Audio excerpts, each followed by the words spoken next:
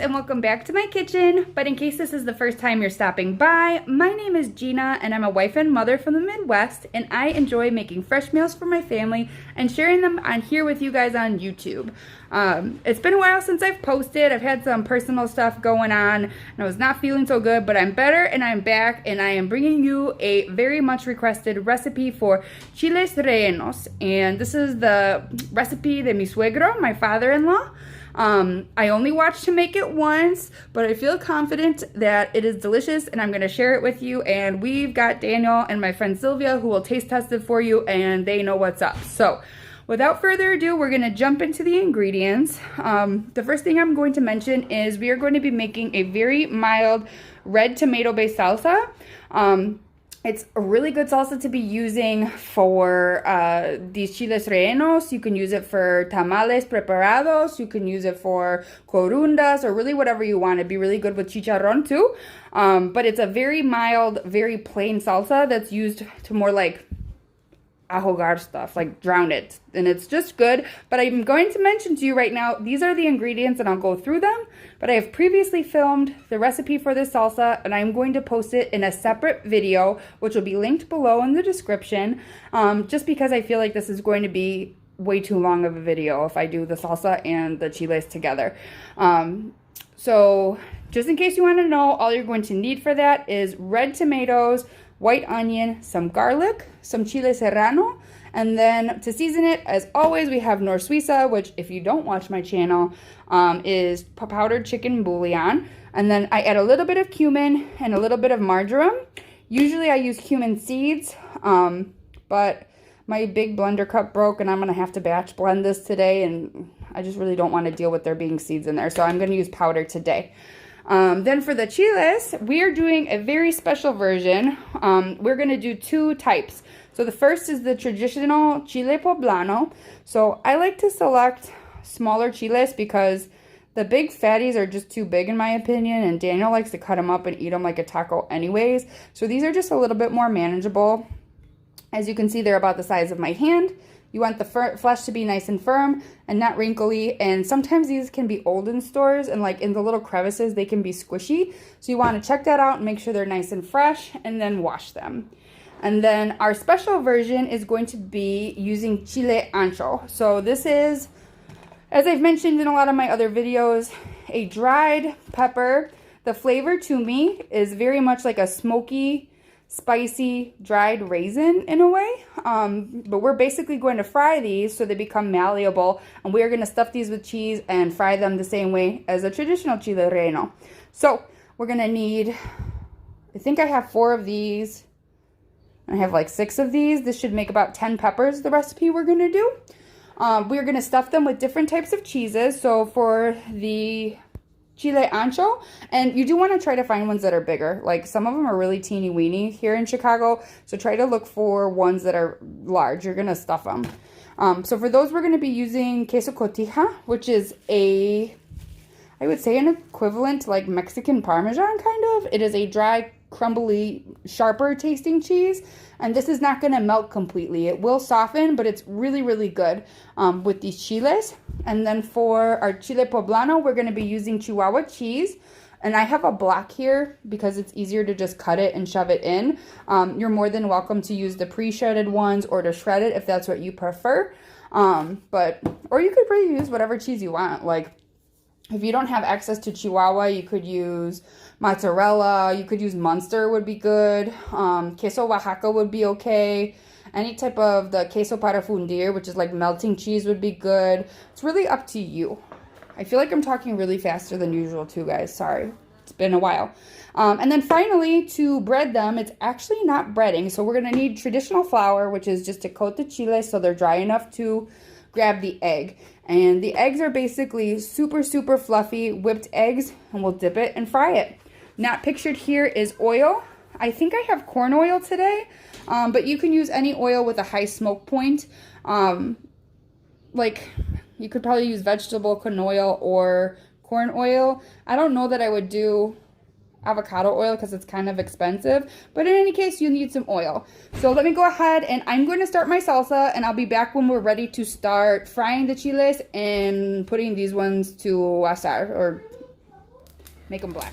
All right, friends, so our salsa is simmering here. This is just gonna go until it's a little bit thicker, until the onion and the garlic cook off. But as I mentioned, you can check out that full recipe in another video. I did forget to mention 2 ingredients, but you're just gonna have to see that on the other video.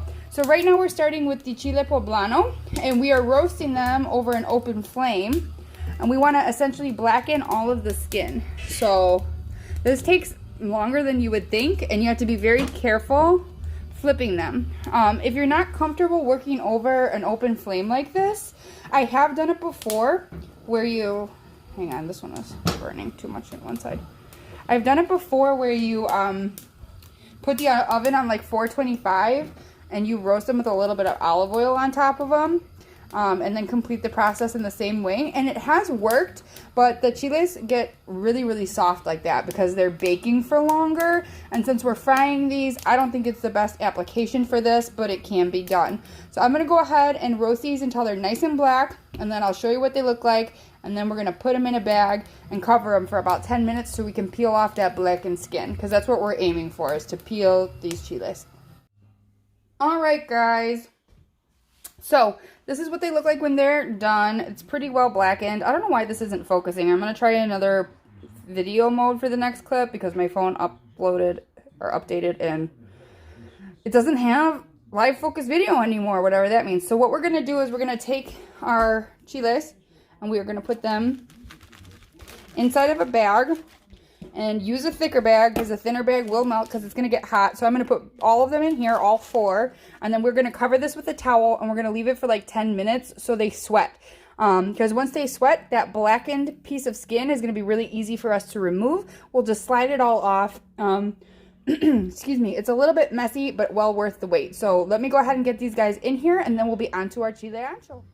All right, guys. So while our Chile Poblano are sweating, we are going to work on our Chile Ancho, and most of this I will do off of camera for safety reasons, because as you homies know, I am filming with one hand and we are working with very hot oil. So what we're going to do is we're going to take these, and as you can see, these haven't been changed at all. We haven't removed the stems or the seeds yet, because if we were going to try to do so right now, they would rip. So we are going to pass these in the hot oil like very fast. We're just going to wait for them to kind of puff up and become malleable so we can remove the seeds. I'm going to put you on pause, and when this oil is hot enough, I'm going to try to show you doing one, but if it's not safe, I'll just show you what the end result is. So sit tight. All right, guys, let's see if I'm going to burn myself for the sake of made for TV magic. So you do it just for a few seconds and it's going to puff up like that one.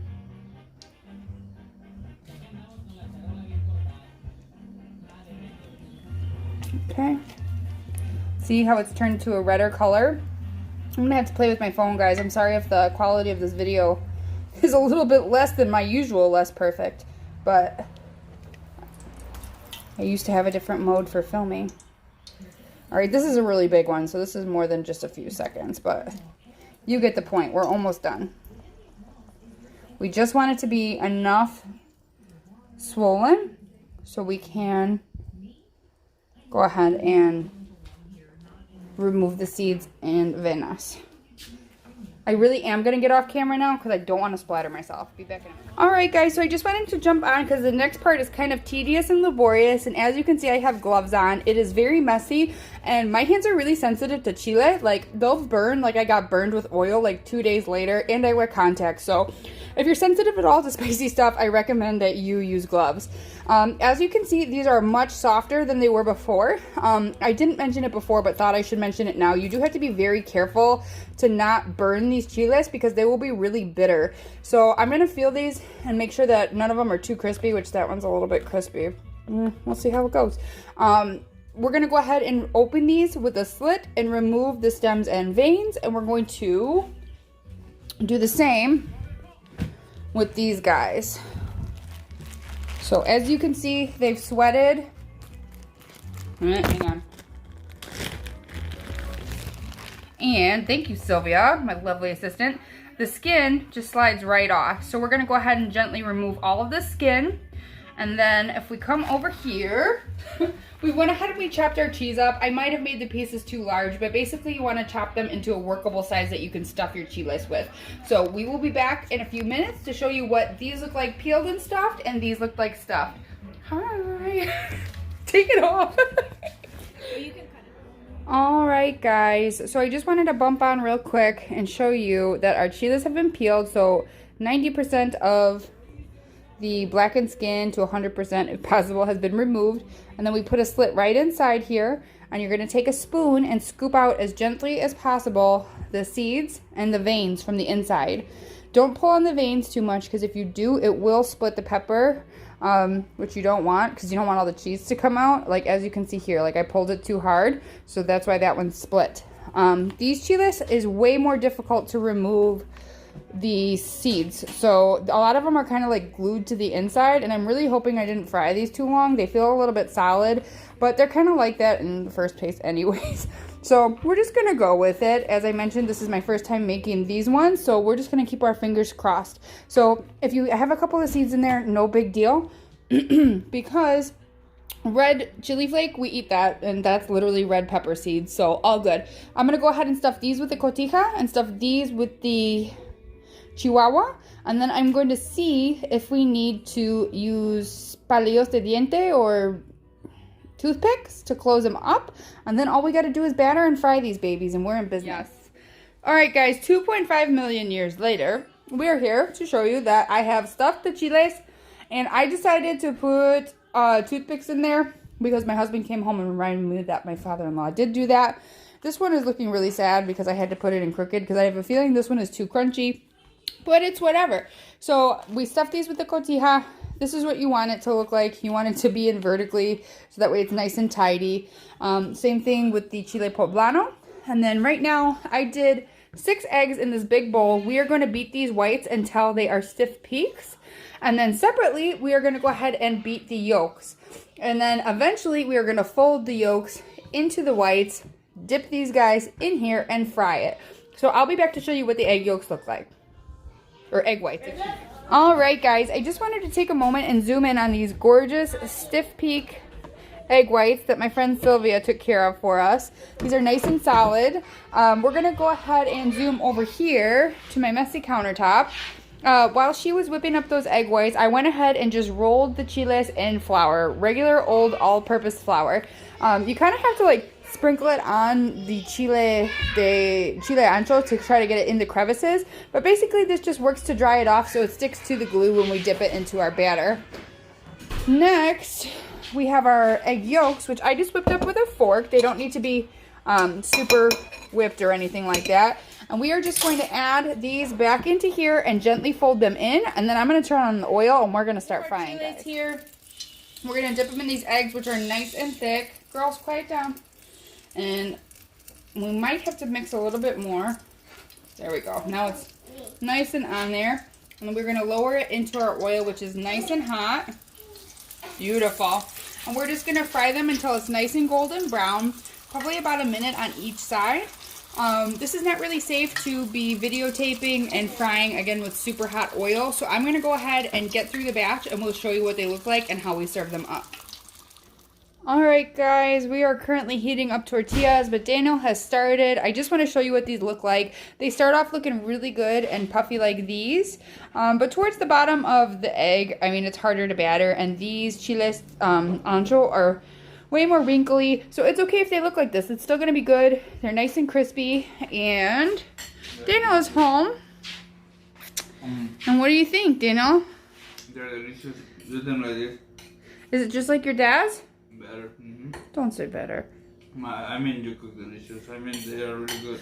Could you try your margarita? Because I'm going to put a nice link. This margarita is made with chamoy that a local lady who lives right in the area makes. She has multiple flavors. She's got spicy piña. She has guayaba and tamarindo, and it's just really delicious. I'll put a link to her Instagram page where you can purchase if you're local to the Chicago area below, because support your local businesses. And what do you think? Awesome. Delicious. Let's come around this way. and just get a close-up of what they look like and how we served them. I put one of each on the plate, and you just ladle the salsa over the top. My blender broke, so I had to use my blender cup, so it's not blended that well, so that's why it looks a little chunky, but it is going to be delicious. I hope you guys enjoyed this video for this very long, labor-intensive recipe. If you like this video, please subscribe. I'd sincerely appreciate it. It really warms my heart watching my channel grow. I sincerely apologize for not posting over the last month or so, but I'm back, I'm feeling better, and get prepared for more summer grill content. Again, like and subscribe. Thank you so much for stopping by. Say bye, Daniel. Bye. Say bye, Sylvia, my lovely assistant.